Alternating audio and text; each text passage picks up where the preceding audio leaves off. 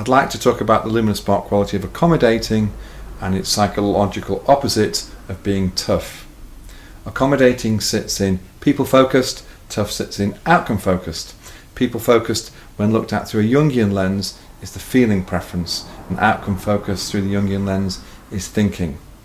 In terms of the OCEAN acronym, people-focused is part of agreeableness, and outcome-focused is part of arguably the opposite, disagreeableness.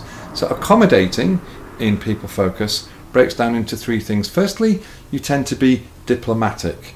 You tend to have a way of avoiding conflict and positioning things that's more likely to be acceptable to other people. It also, if you're highly accommodating, tends to make you quite forgiving. And finally, you like to have consensus, underpinned maybe by an avoidance of conflict, but getting people together, and you like to have consensus. If we switch to the opposite and we look at tough, if you're high on tough, you tend to be very candid. You won't sugarcoat things, you'll say things actually as they are. Secondly, you'll actually enjoy the process of challenging people. So instead of avoiding conflict, you're quite happy stepping directly into it. And the final piece with tough is you often don't need to be popular. You don't have that desire for other people to have to like you. You'd sooner speak your mind and speak the truth. If I could share an example to try and bring this to life, I have a good friend of mine, and one Saturday morning the phone rang. She picked up the phone, it was her mother, and her mother said, "Can you take me shopping?" She became quite tough and quite candid and said, "I'm sorry Mum, I'm busy today, you need to give me more notice, I've told you before, need a little bit of planning time," and finished the call quite quickly, put the phone down. She then spoke to her partner, and her accommodating side started to come in. She started to say, well, why was I so blunt and candid with my mum after all she's done for me? Maybe I should have said that more diplomatically. And over a period of 10 minutes, she became so accommodating, she eventually picked up the phone and said, "Mum, I'm sorry I was a bit blunt then. Of course I can accommodate you and take you shopping. I'll be over right away." And actually her mum lived over an hour away, but that wasn't a problem. She drove to see her mum and took her shopping, took her for a coffee.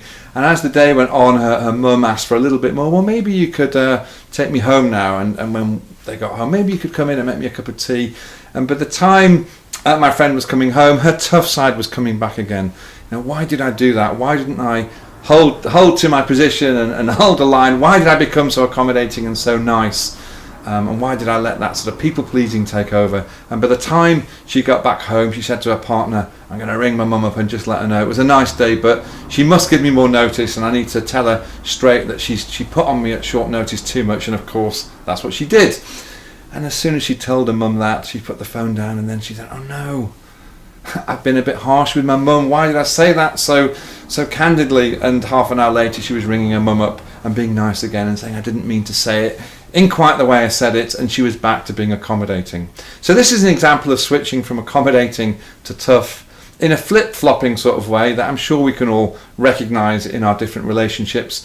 When we're flip-flopping, it's not always for the best, it's not always an integrated way. It can be better if we integrate the opposites effectively, but this is an example that I like to think of to help me remember accommodating tough with a flip-flopping approach. Hope the example's helpful, and I hope it stimulates you to think of an example in your experience. How are you going to remember accommodating and tough?